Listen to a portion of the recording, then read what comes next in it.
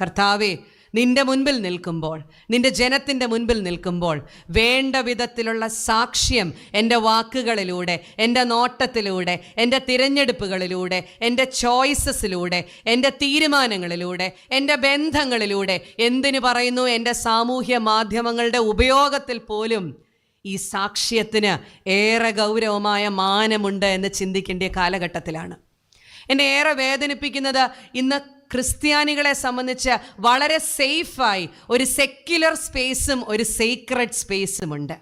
ആരാധനയ്ക്ക് കടന്നു വരുമ്പോഴുള്ള നമ്മുടെ ഒരു മുഖമല്ല നമ്മളൊരു പബ്ലിക് സ്പേസിലേക്ക് ഇറങ്ങുമ്പോൾ. അതുകൊണ്ട് ഇത് തമ്മിലുള്ളൊരു ഡിസ്റ്റിങ്ഷൻ, ഇത് തമ്മിലുള്ളൊരു ഗ്യാപ്പ് വളരെയധികം വർദ്ധിച്ചുകൊണ്ടിരിക്കുന്ന ഈ കാലഘട്ടത്തിൽ നാം ഈ ചോദ്യത്തിന് ഉത്തരം പറയണം. നല്ല സാക്ഷ്യമുള്ള ജീവിതത്തിനുടമകളാണോ?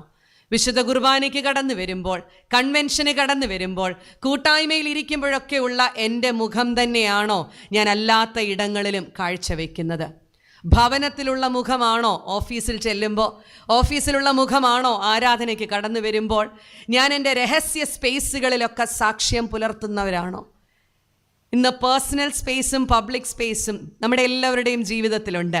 ആരും അറിയാത്ത ഒരു മുഖവും സ്പേസും ഒക്കെ നമ്മുടെ ജീവിതത്തിലില്ലേ?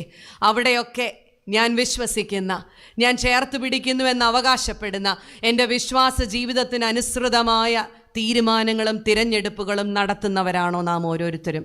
നമ്മുടെ ബന്ധങ്ങളിലൊക്കെ നല്ല സാക്ഷ്യമുണ്ടോ നമുക്ക്? എവിടെയാണ് വിശ്വസ്തത? എവിടെയാണ് പരസ്പരം കരുതാൻ സാധിക്കുന്നത്? ഇതൊക്കെ നമ്മളുടെ സാക്ഷ്യത്തിൻ്റെ പല ഡയമെൻഷൻസിൽ വരുന്ന കാര്യങ്ങളാണ്. അതുകൊണ്ട് ഇവിടെ മേശമേലുള്ള ശുശ്രൂഷയ്ക്ക് നല്ല സാക്ഷ്യമുള്ളവരെ തിരഞ്ഞെടുക്കണമെന്ന് പറയുമ്പോൾ, ഞാനും നിങ്ങളും ജീവിക്കുന്ന ഇന്ന് നമ്മുടെ ജീവിതത്തിൻ്റെ വ്യത്യസ്തമായ മേഖലയിൽ എവിടെയാണ് സാക്ഷ്യത്തിന് പ്രാധാന്യമെന്നൊരു ചോദ്യം മാത്രം ചോദിച്ചുകൊണ്ട് അതിന് നാം ഓരോരുത്തരും സ്വയം കണ്ടെത്തേണ്ടുന്നൊരു ഉത്തരമുണ്ട്. കാരണം ഞാനും എൻ്റെ കർത്താവും മാത്രം കാണപ്പെടുന്ന ചില ഇടങ്ങൾ എൻ്റെ ജീവിതത്തിലുണ്ട്. എൻ്റെ ജീവിത പങ്കാളിക്ക് അറിയാത്തൊരു മുഖമുണ്ട് എനിക്ക്.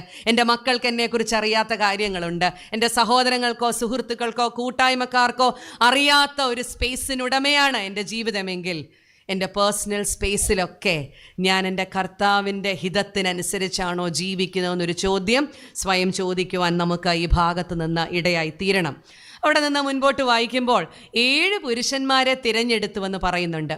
അതിൽ ഒരുവനാണ് സ്തേഫാനോസ്. അതിൽ പേര് പറഞ്ഞിരിക്കുന്നതിൽ ഒന്നാമത് പറഞ്ഞിരിക്കുന്ന പേര് സ്തേഫാനോസിൻ്റെ പേരാണ്. ഒന്നാമതായി സ്തേഫാനോസിനെ കുറിച്ചുള്ള ധ്യാന ചിന്തയിൽ ഈ ഭാഗം നമുക്ക് തരുന്ന ഒരു ചിന്ത ഇതാണ്: ഈ മനുഷ്യനെ നമ്മളുടെ മുൻപിലേക്ക് പരിചയപ്പെടുത്തുന്നത് തന്നെ ചില പ്രത്യേക കാര്യങ്ങൾ പറഞ്ഞുകൊണ്ടാണ്. ആരായിരുന്നു സ്തേഫാനോസ് എന്നൊന്ന് മനസ്സിലാക്കിയിരിക്കുന്നത് നല്ലതാണ്. കർത്താവിനോടൊപ്പം സഞ്ചരിച്ച 12 ശിഷ്യന്മാരുടെ കൂട്ടത്തിലുള്ളവനായിരുന്നില്ല സ്തേഫാനോസ്. കർത്താവിൻ്റെ വായിൽ നിന്ന് വന്ന തിരുവചനങ്ങളൊക്കെ നേരിട്ട് കേട്ടൊരു വ്യക്തിയല്ല സ്തേഫാനോസ്. കർത്താവ് അനേക രോഗികളെ സൗഖ്യമാക്കുന്നതോ ആരെങ്കിലുമൊക്കെ മരണത്തിൽ നിന്ന് ഉയർത്തെഴുന്നേൽപ്പിക്കുന്നതോ ഒന്നും നേരിട്ട്, he was not an eyewitness to what Jesus did. പക്ഷേ കർത്താവ് മരിച്ച് ഉയർത്തെഴുന്നേറ്റ് സ്വർഗാരോഹണത്തിന് ശേഷം ശിഷ്യന്മാരുടെ വായിൽ നിന്നും ഈ യേശുവെന്ന് പറയുന്ന മശിഹായെക്കുറിച്ച് കേൾക്കുവാൻ നമ്മെപ്പോലെ ഭാഗ്യമുണ്ടായ ഒരാളാണെന്നാണ് ഞാൻ വിശ്വസിക്കുന്നത് സ്തേഫാനോസ്. കർത്താവിനെ നേരിട്ട് കണ്ട് അവനോടൊപ്പം സഞ്ചരിച്ചവനല്ല. പക്ഷേ എന്ന് മുതൽ ഈ കർത്താവിനെ ശിഷ്യന്മാരിൽ നിന്ന് അറിയുവാൻ സാധിച്ചോ അന്നു മുതൽ തൻ്റെ ജീവിതത്തെ ഈ കർത്താവിന് വേണ്ടി മാറ്റിവെച്ചവനാണ് സ്തേഫാനോസ്. എങ്ങനെയാണ് ഇവിടെ സ്തേഫാനോസിനെ നമ്മളുടെ മുൻപിലേക്ക് പരിചയപ്പെടുത്തി തരുന്നതെന്ന് നിങ്ങളൊന്ന് ശ്രദ്ധിച്ചേ. ഇവിടെ 5-ാം വാക്യം പറയുന്നു, വിശ്വാസവും പരിശുദ്ധാത്മാവും നിറഞ്ഞ പുരുഷനായ സ്തേഫാനോസ്. 8-ാം വാക്യത്തിൽ നാം വായിക്കുന്നു, അനന്തരം സ്തേഫാനോസ് ദൈവകൃപയും ശക്തിയും നിറഞ്ഞവനായി. ഒന്നാമതായി സ്തേഫാനോസിന്റെ ജീവിതം നമ്മുടെ മുൻപിലേക്ക് വെച്ച് നീട്ടുന്ന വെല്ലുവിളി അവൻ്റെ ജീവിതത്തിൽ എന്തിൻ്റെ നിറവായിരുന്നു എന്നുള്ളതാണ്. What was his life filled with?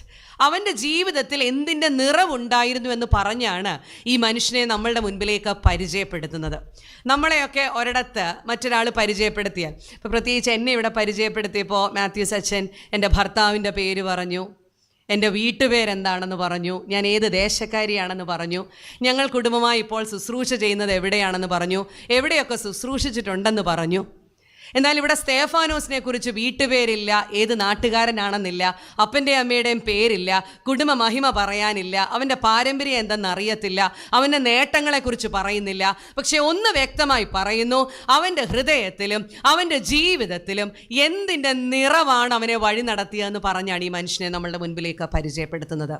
അവൻ വിശ്വാസം നിറഞ്ഞവനായിരുന്നു, അവൻ പരിശുദ്ധാത്മാവ് നിറഞ്ഞവനായിരുന്നു, അവൻ ദൈവകൃപ നിറഞ്ഞവനായിരുന്നു, അവൻ ദൈവശക്തി നിറഞ്ഞവനായിരുന്നു. What a beautiful way to introduce a man into our midst. ശരിയല്ലേ? ഇത്തരത്തിലുള്ള പരിചയപ്പെടുത്തലുകൾ വിശുദ്ധ വേദപുസ്തകത്തിൽ കുറവാണ്. അതുകൊണ്ട് തന്നെ സ്തേഫാനോസിൻ്റെ ഒരു പരിചയപ്പെടുത്തൽ തന്നെ നമ്മളുടെ മുൻപിലേക്ക് അല്പം വ്യത്യസ്തമായി എനിക്ക് തോന്നുന്നുണ്ട്. തൻ്റെ ജീവിതത്തിൽ എന്തിൻ്റെ നിറവായിരുന്നു എന്ന് പറഞ്ഞാണ് ഈ മനുഷ്യനെ നമ്മളുടെ മുൻപിലേക്ക് പരിചയപ്പെടുത്തുന്നത്. നമ്മൾ സ്വയം ചോദിക്കേണ്ടുന്ന ചോദ്യം, നമ്മുടെയൊക്കെ ജീവിതത്തിൽ എന്തിൻ്റെ നിറവാണ്? നമ്മുടെ കൂടെ ജീവിക്കുന്നവർ നമ്മുടെ ജീവിതത്തിൽ എന്തിൻ്റെ നിറവാണെന്ന് പറയും. എന്താണോ എൻ്റെ ഉള്ളിൽ നിറഞ്ഞു നിൽക്കുന്നത്, അതാണ് എൻ്റെ ജീവിതത്തിലെ വളരെ ക്രിറ്റിക്കലായിട്ടുള്ള മൊമെൻറ്റ്സിൽ പുറത്തേക്ക് വരുന്നത്. എല്ലാം ജീവിതത്തിൽ സന്തോഷകരമായി പോകുമ്പോൾ നമ്മളും എല്ലാവരുടെ അടുത്തും വളരെ സ്വീറ്റ് ആൻഡ് നൈസാ അല്ലേ? നമ്മളെക്കുറിച്ച് എല്ലാവർക്കും നല്ലത് പറയാൻ കാണും. എന്നാൽ എന്നെ ഒരാൾ പ്രകോപിപ്പിച്ചാൽ, എനിക്കിഷ്ടമില്ലാത്ത എന്തെങ്കിലും ഒന്ന് പറഞ്ഞാൽ, എൻ്റെ അഭിപ്രായ വ്യത്യാസത്തിന് വിരുദ്ധമായി മറ്റൊരു അഭിപ്രായം മറ്റൊരാൾ മുൻപോട്ടേക്ക് വെച്ചാൽ, നമ്മുടെയൊക്കെ മുഖം മാറുന്നതും വിധം മാറുന്നതും അന്നേരം അറിയാം. കാരണം നമ്മുടെ ഉള്ളിൽ എന്തിൻ്റെ നിറവാണോ അത് പുറത്തേക്ക് വരുന്ന ചില സാഹചര്യങ്ങൾ നമ്മുടെയൊക്കെ ജീവിതത്തിലുണ്ട്. അത് കുടുംബ ജീവിതത്തിലാകാം, ഔദ്യോഗിക ജീവിതത്തിലാകാം, കൂട്ടായ്മ ജീവിതത്തിലാകാം, ഇടവകയുമായുള്ള ബന്ധത്തിലാവാം. എവിടെയൊക്കെ നമ്മളാണോ അവിടെയൊക്കെ എന്തിൻ്റെ നിറവാണോ നമ്മുടെ ഉള്ളിൽ അതൊക്കെ പ്രതിഫലിക്കപ്പെടുന്നത് നമുക്ക് കാണുവാൻ സാധിക്കും. അതുകൊണ്ട് what am I filled with എന്നുള്ളത് ഒരു ക്രൈസ്തവ വിശ്വാസിയെ സംബന്ധിച്ച് സ്വയം ചോദിക്കേണ്ടുന്ന ചോദ്യമാണ്. എത്രയോ കാലങ്ങളായി വചനം കേട്ടിട്ടും, എത്രയോ നാളുകളായി കർത്താവിനോട് ചേർന്ന് ജീവിക്കണമെന്ന് വിചാരിച്ച് നമ്മൾ യാത്ര ചെയ്തിട്ടും, നമ്മളൊരു ആത്മീയ യാത്രയിലാണെന്ന് അവകാശപ്പെടുമ്പോഴും എന്തിൻ്റെ നിറവാണ് നമ്മളുടെ ജീവിതത്തിലുള്ളതെന്നുള്ളതൊരു വളരെ ഗൗരവമായ ചോദ്യമല്ലേ? ഇവിടെ കർത്താവിനെ അറിഞ്ഞ നിമിഷം മുതൽ അവനുള്ള വിശ്വാസവും പരിശുദ്ധാത്മാവിൻ്റെ നിറവും ദൈവകൃപയും ദൈവശക്തിയും നിറഞ്ഞവനായി കാണപ്പെട്ട സ്തേഫാനോസിനെ കുറിച്ചാണ് നമ്മൾ ധ്യാനിക്കുന്നത്. അതുകൊണ്ട് നമ്മുടെ ഉള്ളിൽ എന്തിൻ്റെ നിറവാണോ എന്നുള്ളൊരു ചോദ്യം ഈ മനുഷ്യൻ ഈ രാത്രി നമ്മളോട് ചോദിക്കുന്നുണ്ട്. നമ്മുടെയൊക്കെ വിശ്വാസ ജീവിതത്തിനനുസരിച്ച് am I filled with the faith in the Lord? കർത്താവിലുള്ള വിശ്വാസം എൻ്റെ ഉള്ളിൽ എത്രത്തോളമുണ്ട്? കർത്താവിൻ്റെ ആത്മാവ് എൻ്റെ ഉള്ളിൽ എത്രത്തോളമുണ്ട്? പരിശുദ്ധാത്മാവ് എന്നുള്ള വാക്ക് നമുക്കൊക്കെ വളരെയധികം ഫെമിലിയർ ആണല്ലേ? വിശുദ്ധ വേദപുസ്തകത്തിൽ ഈ പരിശുദ്ധാത്മാവെന്ന് പറയുന്നത് കൊണ്ട് തന്നെ നമുക്കറിയാം അതിൻ്റെ മറുവശം അശുദ്ധാത്മാവും ഉണ്ട് എന്നുള്ളതാണ്. പലപ്പോഴും നമ്മുടെയൊക്കെ ഉള്ളിലുള്ളത് അശുദ്ധാത്മാവാണോ പരിശുദ്ധാത്മാവിൻ്റെ വിളയാട്ടമാണോ? നമ്മുടെ വായിൽ നിന്ന് വരുന്ന വാക്കുകളൊക്കെ ഒന്ന് ചിന്തിച്ച് നോക്കിയാൽ മതി. കുടുംബത്തിലായിരിക്കുമ്പോൾ, സൗഹൃദ ബന്ധങ്ങളിൽ, സാഹോദര്യ ബന്ധങ്ങളിൽ, അയൽവക്ക ബന്ധങ്ങളിലൊക്കെ നമ്മളുടെ വായിൽ നിന്ന് വരുന്ന ഒരു വൊക്കാബുലറി, സംസാര ഭാഷയൊന്ന് അനലൈസ് ചെയ്താൽ അറിയാം അശുദ്ധാത്മാവിനാൽ നയിക്കപ്പെടുന്നവരാണോ പരിശുദ്ധാത്മാവിനാൽ നയിക്കപ്പെടുന്നവരാണോ. ആരെങ്കിലും നമ്മളെ ഒന്ന് ദേഷ്യം പിടിപ്പിച്ചുവെന്ന് തോന്നിയാൽ പിന്നെ നമ്മളുടെ മനോഭാവത്തിലുണ്ടാകുന്ന വ്യത്യാസം ഒന്ന് അനലൈസ് ചെയ്ത് നോക്കിയാൽ അറിയാം എത്രത്തോളം പരിശുദ്ധാത്മാവിനാൽ നയിക്കപ്പെടുന്നവരാണ് നാം എന്ന്.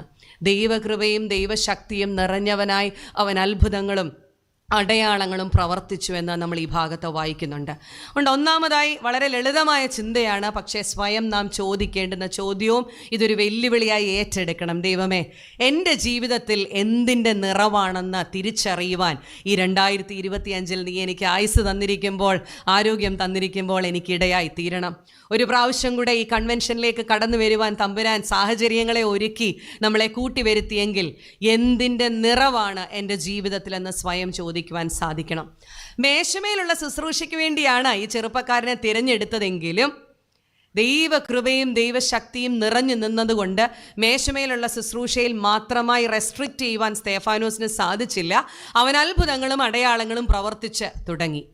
നമ്മൾ വായിച്ച ഭാഗത്ത് തന്നെ നമുക്ക് മനസ്സിലാക്കുവാൻ സാധിക്കും, ഇത് മനസ്സിലാക്കി, അതായത് സ്തേഫാനോസിൻ്റെ ശുശ്രൂഷകളൊക്കെ കണ്ട അവനോട് വിരോധമായി നിന്നിരുന്നവർക്കൊക്കെ സ്തേഫാനോസ് ഒരു ഭീഷണിയായി മാറുന്നു. യേശു എന്ന് പറയുന്ന ഒരുവനെ അവൻ്റെ ശുശ്രൂഷകൾ കൊണ്ടും അവൻ്റെ പ്രസംഗങ്ങൾ കൊണ്ടും ധാരാളം പേര് യേശുവിനോടൊപ്പം ചേരുന്നത് കണ്ടപ്പോൾ യഹൂദന്മാരുടെ വളരെ പ്ലാൻഡായ ഒരു അജണ്ടയായിരുന്നു യേശുവിനെ ക്രൂശിക്കുക എന്നുള്ളത്.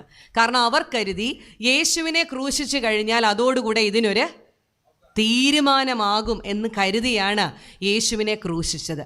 എന്നാൽ കർത്താവിൻ്റെ സ്വർഗാരോഹണത്തിന് ശേഷം പരിശുദ്ധാത്മാവിൽ ബലപ്പെട്ട് ശിഷ്യന്മാർ ഏറ്റവും ശക്തിയോടുകൂടെ ഏറ്റവും ഊർജ്ജസ്വലരായി ഓടി നടന്ന് ഈ കർത്താവിനെ മറ്റുള്ളവരുടെ ഇടയിലേക്ക് പ്രഘോഷിച്ചു. ആ പ്രഘോഷണത്തിൻ്റെ ഫലമായാണ് സ്തേഫാനോസിനെ പോലെയുള്ള ചെറുപ്പക്കാർ അവരോടൊപ്പം ചേരുകയും കർത്താവിനെ കൂടുതൽ അറിയുകയും ചെയ്തത്. അപ്പോൾ ഇപ്പോൾ യഹൂദന്മാരും അല്ലെങ്കിൽ മറ്റുള്ള അത്തരത്തിലുള്ള നേതാക്കളൊക്കെ നോക്കിയപ്പോൾ ഇവൻ ഒരു ചോട്ടാ നേതാവായിട്ട് വളർന്നു വരികയും ഇവൻ നമുക്കൊരു ഭീഷണിയാണെന്ന് മനസ്സിലാക്കുകയും ചെയ്യുന്നു. അതുകൊണ്ടാണ് അവൻ സംസാരിച്ച ജ്ഞാനത്തോടൊന്നും ആർക്കും എതിർത്ത് നിൽക്കുവാനായിട്ട് സാധിച്ചില്ല എന്നവിടെ പറയുന്നുണ്ട്.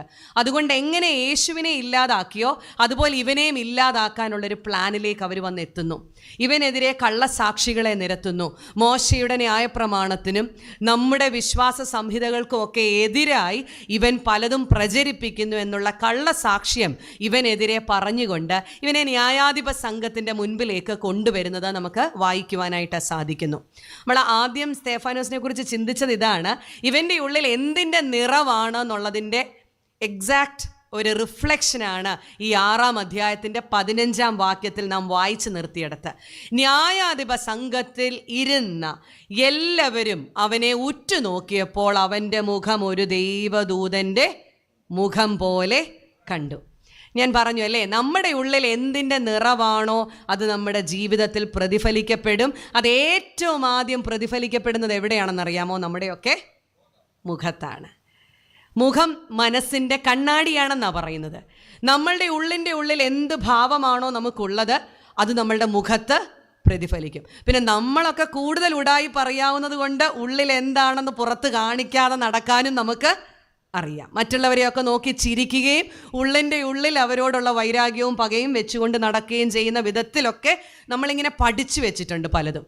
എന്നാൽ ഇവിടെ നാം വായിക്കുന്നു, ന്യായാധിപ സംഘത്തിൽ ഇരുന്ന എല്ലാവരും. എനിക്ക് ആ എല്ലാവരും എന്നുള്ള വാക്ക് ഒത്തിരി ഇഷ്ടമാണ്. കാരണം ഈ ന്യായാധിപ സംഘത്തിൽ ഇരിക്കുന്ന ആരും ഈ മനുഷ്യൻ്റെ സഹോദരന്മാരല്ല, സുഹൃത്തുക്കളല്ല, അവൻ്റെ ജീവിതത്തെക്കുറിച്ച് അനുകൂലമായ ഒരു തീരുമാനം എടുക്കുവാൻ കൂടി വന്നിരിക്കുന്നവരല്ല. മറ്റൊരു വിധത്തിൽ പറഞ്ഞാൽ ഇവരെല്ലാവരും അവൻ്റെ ശത്രുക്കളാണ്. പക്ഷേ ഇവരെല്ലാവരും അവനെ ഉറ്റു നോക്കുമ്പോൾ അവൻ്റെ മുഖം ഒരു ദൈവദൂതൻ്റെ മുഖം പോലെ കണ്ടു. എപ്പോഴാണ് നമ്മുടെയൊക്കെ മുഖത്ത് ഈ ദൈവ തേജസ് ഇത്രമാത്രം വിളങ്ങി നിൽക്കുന്നതെന്നറിയാമോ? ഉള്ളിൽ ആരുള്ളപ്പോഴാ? കർത്താവുള്ളപ്പോഴാ. പുറപ്പാട് പുസ്തകം 34 നമ്മൾ ഇങ്ങനെ വായിക്കുന്നുണ്ട്, സീനായി പർവ്വതത്തിൽ നിന്ന് മോശ താഴേക്ക് ഇറങ്ങി വന്നപ്പോൾ അവൻ്റെ മുഖത്തേക്ക് അഹരോനും ഇസ്രായേൽ മക്കൾക്കും നോക്കാൻ പറ്റാത്ത വിധം അവൻ്റെ ത്വക്ക് മിന്നുന്നുണ്ടായിരുന്നു എന്നാണ് പറയുന്നത്. കാരണം എന്താ? അവൻ ദൈവത്തെ മുഖാമുഖം കണ്ടിട്ട് ഇറങ്ങി വരുന്ന കാഴ്ചയാണത്. നമ്മുടെയൊക്കെ മുഖത്ത് ഒരു തേജസ് ഉണ്ടാകുന്നത്, ഇതൊന്ന് മിന്നി വിളങ്ങുന്നത് എപ്പോഴാണെന്നറിയാമോ? ഉള്ളിൽ കർത്താവിനെ കൊണ്ട് നടക്കുമ്പോഴാ. നമുക്ക് ചുറ്റിനുമുള്ളവരെ അല്ല നമ്മൾ കാണുന്നത്, പിന്നെയോ കർത്താവ് എൻ്റെ ഉള്ളിലുള്ളതിൻ്റെ സന്തോഷം എൻ്റെ മുഖത്ത് തെളിഞ്ഞു വരും, പ്രതിഫലിക്കപ്പെടും. ഉൽപ്പത്തി പുസ്തകം 4-ാം അധ്യായത്തിൽ 2 സഹോദരങ്ങളുടെ വഴിപാട് കഴിക്കലിനെ കുറിച്ച് നമ്മൾ വായിക്കുന്നുണ്ട്, ശരിയല്ലേ? ഉൽപ്പത്തി പുസ്തകം 4-ാം അധ്യായത്തിൽ നാം ഇങ്ങനെ വായിക്കുന്നു, കായീനും ഹാബേലും യഹോവയ്ക്ക് വഴിപാട് കഴിക്കുവാനായി വന്നു. 2 സഹോദരന്മാരും യഹോവയുടെ സന്നിധിയിൽ വഴിപാട് കഴിച്ചു. യഹോവ ഹാബേലിലും അവൻ്റെ വഴിപാടിലും പ്രസാദിച്ചു, യഹോവ കായീനിലും അവൻ്റെ വഴിപാടിലും പ്രസാദിച്ചില്ല. അവിടെ ഇങ്ങനെ എഴുതിയിട്ടുണ്ട്, കയീൻ്റെ മുഖം വാടി. കയീൻ്റെ മുഖം വാടി എന്ന് എഴുതിയിരിക്കുന്നു. നമ്മളോട് തന്നെ ചോദിക്കേണ്ടുന്ന ചോദ്യമാണ്, നമ്മുടെ മുഖം എപ്പോഴൊക്കെയാണ് വാടുന്നത്? ഒരു ആരാധന ശുശ്രൂഷ കഴിഞ്ഞിറങ്ങുമ്പോൾ, ഒരു കൂട്ടായ്മയുടെ അനുഭവമൊക്കെ നമ്മളങ്ങ് കൈയടിച്ചും ആത്മാവിൽ ആരാധിച്ചും പാടുകയും പ്രാർത്ഥിക്കുകയും ഒക്കെ ചെയ്യും. പക്ഷെ ഇവിടുന്ന് അങ്ങോട്ട് ഇറങ്ങുമ്പോൾ നമുക്കൊരല്പം വിരോധമുള്ള ഒരാളെ കണ്ടാൽ നമ്മുടെ മുഖമെല്ലാം അപ്പോഴേ തീർന്നു നമ്മുടെ ഉള്ളിലെ ആത്മീയ ജീവൻ. ഇങ്ങനെയാണോ നമ്മുടെയൊക്കെ വിശ്വാസ ജീവിതം? ഇവിടെ തനിക്ക് ചുറ്റിനും ഇരിക്കുന്നവരെല്ലാം തൻ്റെ ശത്രുക്കളാണെന്നുള്ള ബോധ്യം ഈ മനുഷ്യനുണ്ട്. പക്ഷെ തൻ്റെ ഉള്ളിൽ വിശ്വാസത്തിൻ്റെയും പരിശുദ്ധാത്മാവിൻ്റെയും ദൈവകൃപയുടെയും ദൈവശക്തിയുടെയും നിറവുണ്ടായിരുന്നത് കൊണ്ട് അവൻ്റെ മുഖം ദൈവദൂതൻ്റെ മുഖം പോലെ ശോഭിച്ചുവെന്ന് വചനം പറയുന്നു. നമ്മുടെയൊക്കെ ജീവിതത്തിൽ പ്രതിസന്ധികളും പ്രയാസങ്ങളും വിഷമങ്ങളും ഭാരങ്ങളും ഒക്കെ ഉണ്ടാകാം. പക്ഷേ അതിനെ ചൊല്ലി ജീവിതം മുഴുവൻ നമ്മുടെ മുഖം വാടിപ്പിടിച്ചുകൊണ്ട് നടക്കേണ്ടുന്ന ആവശ്യമില്ലെന്ന് സ്തേഫാനോസ് നമ്മളോട് പറയുക.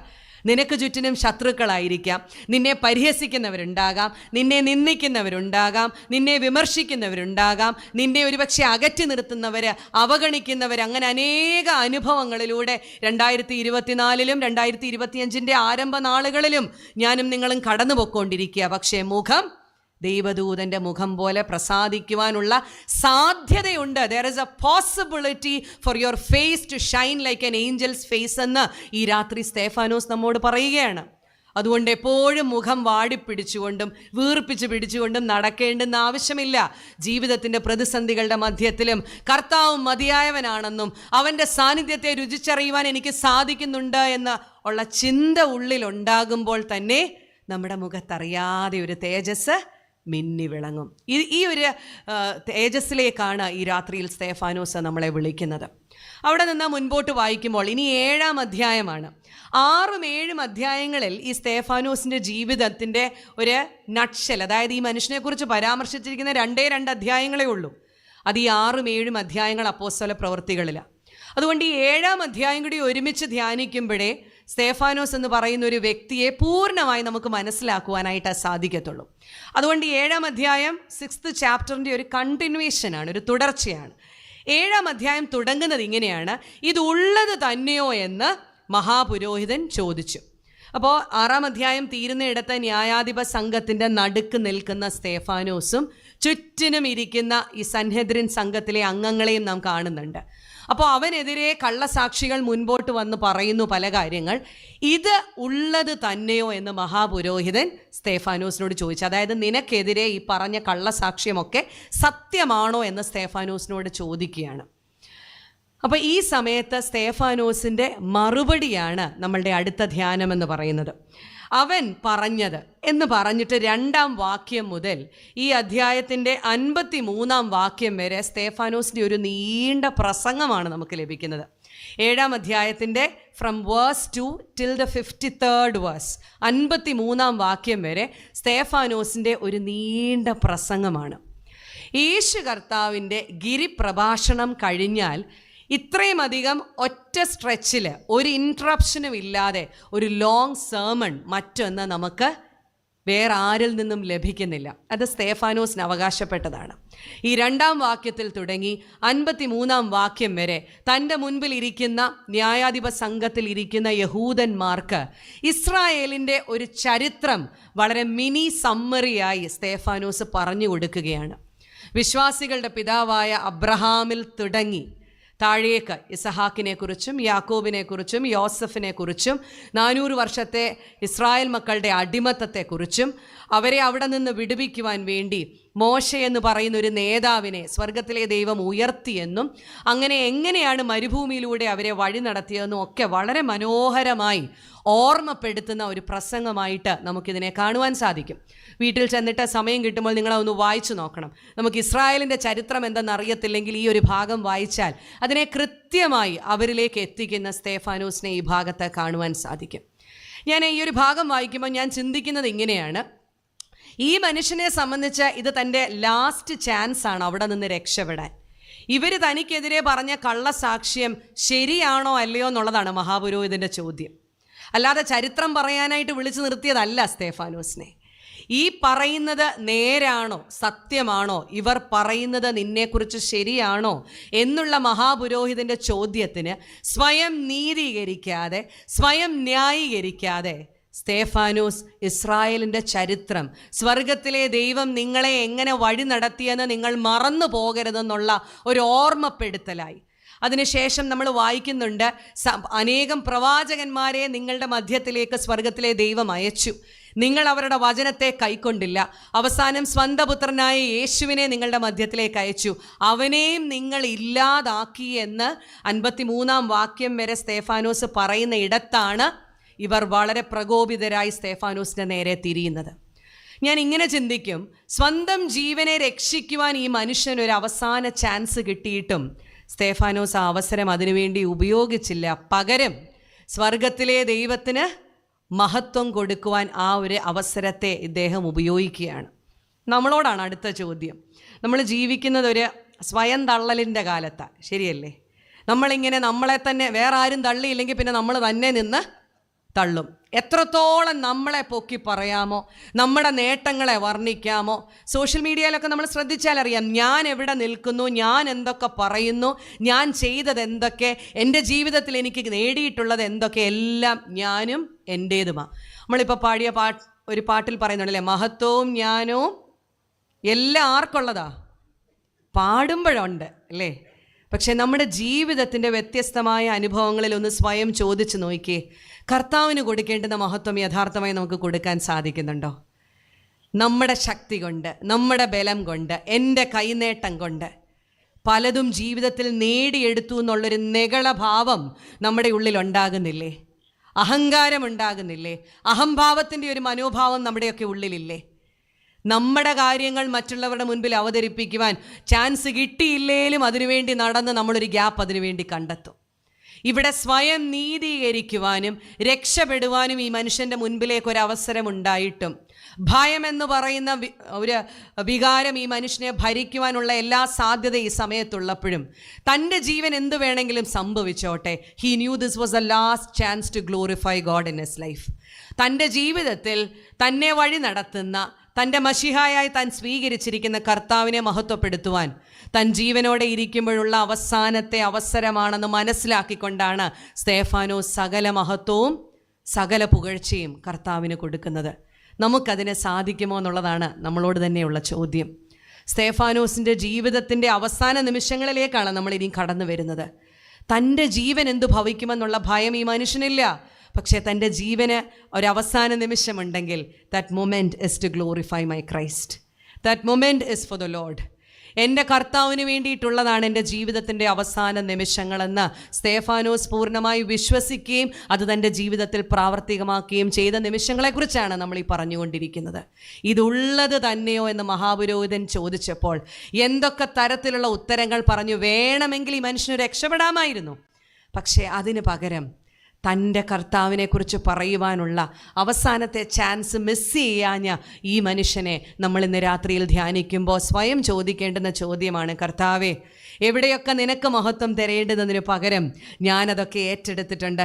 നമ്മളെക്കുറിച്ചൊക്കെ വല്ലവരും ഭയങ്കരമായിട്ട് പൊക്കുമ്പോൾ അതൊക്കെ കേൾക്കാൻ എന്തൊരു സുഖമാണ് നമുക്ക്, അല്ലേ? നമ്മളിരുന്നങ്ങ് പുളകം കൊള്ളും ഇതൊക്കെ കേൾക്കുമ്പോൾ. ഉള്ളിലെങ്കിലും നമ്മളൊരു സ്തോത്രം പറയോ? നമ്മൾ പാടിയതെന്താ? നടന്നതല്ല നടത്തിയതാ, അല്ലേ? നമ്മളെ നടത്തിയ കർത്താവിന്, ദൈവത്തിന് എത്രത്തോളം മഹത്വം കൊടുക്കുവാൻ നമ്മുടെ ജീവിതത്തിൽ നമ്മുടെ തലമുറയെ പഠിപ്പിക്കുന്നുണ്ടോ? നേടിയതൊക്കെ നിൻ്റെ അപ്പൻ അധ്വാനിച്ചത് കൊണ്ടാ എന്ന് പറയുന്നതിന് പകരം തമ്പുരാനില്ലായിരുന്നെങ്കിൽ, കർത്താവ് വഴി നടത്തിയില്ലെങ്കിൽ, കർത്താവ് നമ്മളെ സംരക്ഷിച്ചില്ലായിരുന്നെങ്കിൽ, അവൻ തന്നില്ലായിരുന്നെങ്കിൽ, അവൻ ആരോഗ്യം തന്നില്ലായിരുന്നെങ്കിൽ, അവൻ സാഹചര്യങ്ങളെ തന്നില്ലായിരുന്നെങ്കിൽ ഈ കാണുന്നതൊന്നും അനുഭവിക്കാൻ നമുക്ക് സാധിക്കില്ലായിരുന്നുവെന്ന് മക്കളെ പറഞ്ഞു പഠിപ്പിക്കുന്ന എത്ര മാതാപിതാക്കളുണ്ട് ഈ കാലഘട്ടത്തിൽ. നമ്മുടെ കൈനേട്ടം കൊണ്ടല്ല പ്രിയരെ, നമ്മുടെ സമ്പത്ത് കൊണ്ടല്ല പ്രിയരെ. ഈ 2025 ആരംഭം കാണുവാൻ ആയുസ്സുണ്ടെങ്കിൽ പോലും അത് കർത്താവിൻ്റെ കരുണയൊന്ന് മാത്രമാണെന്ന് ഏറ്റെടുക്കുവാനും പറയുവാനും സാധിക്കുമ്പോഴാണ് അവന് കൊടുക്കേണ്ടുന്ന മഹത്വം കൊടുക്കണമെന്നുള്ള ബോധം നമ്മുടെ ഉള്ളിലുണ്ടാകുന്നത്.